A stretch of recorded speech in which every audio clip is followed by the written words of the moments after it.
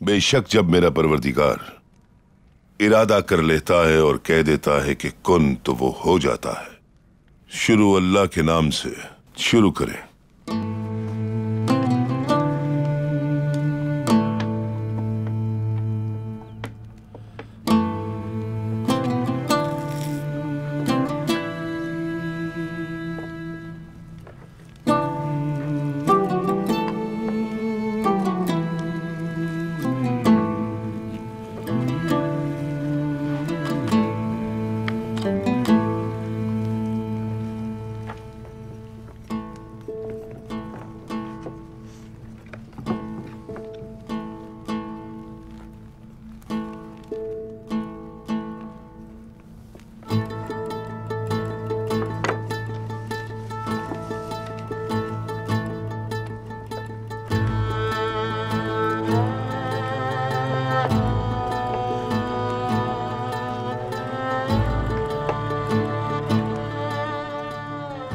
जब मैं बिस्तरे अलालत पे था तो मेरे कबीले का सुकून बर्बाद हो गया था, और अफसोस ये है कि एक तरफ मेरा बेटा था और दूसरी तरफ मेरा मुंह बोला भाई मेरे ही औताक में आपस में दस्तों गिरेबां हुए। कबीले के लिए उस नाजुक वक्त में एक दूसरे के शाना बशाना खड़े होने के बजाय एक दूसरे के खिलाफ तानाजनी कर रहे थे और अपनी जिम्मेदारियां भूलकर फजूलियात में मसरूफ थे। और अर्तुगरुल पे अपने ही भाइयों के कत्ल का इल्जाम लगाया गया। यह कैसे मुमकिन था? सबसे पहले यह मामला हल होना चाहिए। कहो कुर्दोगलू।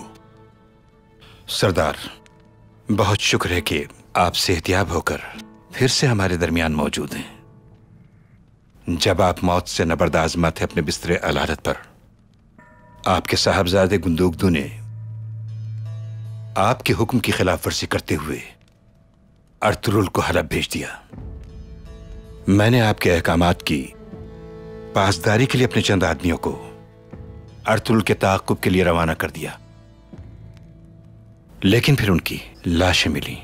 मुझे शुबा हुआ कि यह सब अर्तुगरुल ने किया है, लेकिन मैं जब वहां पहुंचा और मैंने लाशों का मुआयना किया तो मुझ पर यह भेद खुला कि यह काम अर्तुगरुल का नहीं बल्कि सलीबियों का है।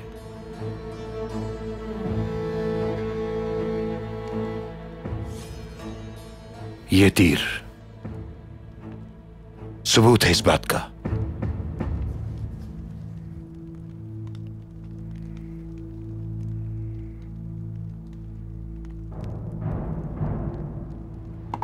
गुंदोगदू। बाबा, आपकी तबीयत बहुत नासाज थी। ऐसे में आर्जी तौर पर किसी को तो फैसले करने थे। सिर्फ आपके ख्वाबों की तकमील के लिए मैंने अपने भाई अर्तुगरुल को हलब भेजने का फैसला किया।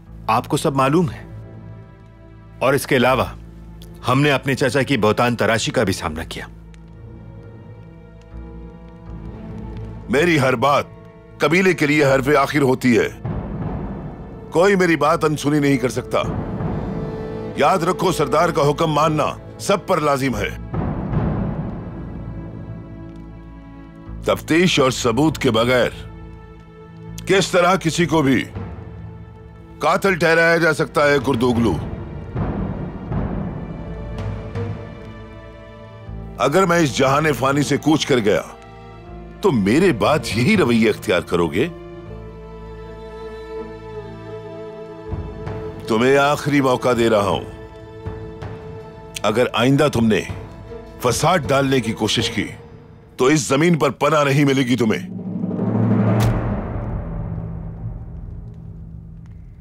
अब तुम हलब का अहवाल बयान करो अर्तुगरुल। बताओ हमें क्या हालात है वहां? हलब दरअसल जहरीले पानी का एक कुआं बन चुका है।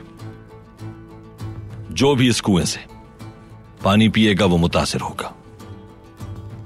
लेकिन हमने अगर इस कुएं का पानी जहर से पाक न किया तो आलम इस्लाम इससे शदीद मुतासिर हो सकता है। सलीबी एक बड़ी जंग की तैयारी में है और उनका मकसद है कुद्स को मुसलमानों से छीनना, जिसके लिए वो शैतानी साजिशों में मसरूफ है। अपने मकसद के हुसूल के लिए उनकी राह में जो भी रुकावट है वो उसे खत्म कर रहे हैं,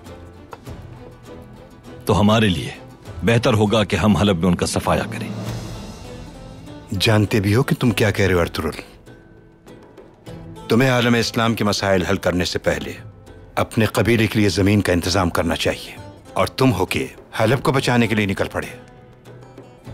अगर हमारे मजलूम भाइयों की पुकार अर्श तक जा पहुंची और हमारी हर शय, हमारी रिवायात, तहजीब, तमद्दुन, हमारी सकाफत अगर जालिमों के पैरों की धूल बन जाए, तो फिर इस बात की कोई अहमियत नहीं है कि वो जमीन मिलती है या नहीं। मैं समझता हूं कि इस दुनिया में हमारे आने का मकसद ही यही है कि या तो हम जालिमों को यह जमीन रोंदने से रोकें, या सर झुकाकर उनकी गुलामी का तौक पहन लें और तारीख से अपना नाम मिटाने की इजाजत दे दें। यही कहना था मुझे। तो फिर हमें क्या करना चाहिए?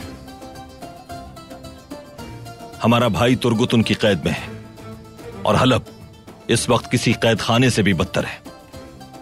तो बिस्मिल्लाह करें, शमशीरें निकालें नियाम से और जुल्म को दफन करने के लिए मैदान अमल में आए। यही मेरी राय है। अर्तुरुल ने हकीकत बयान की है।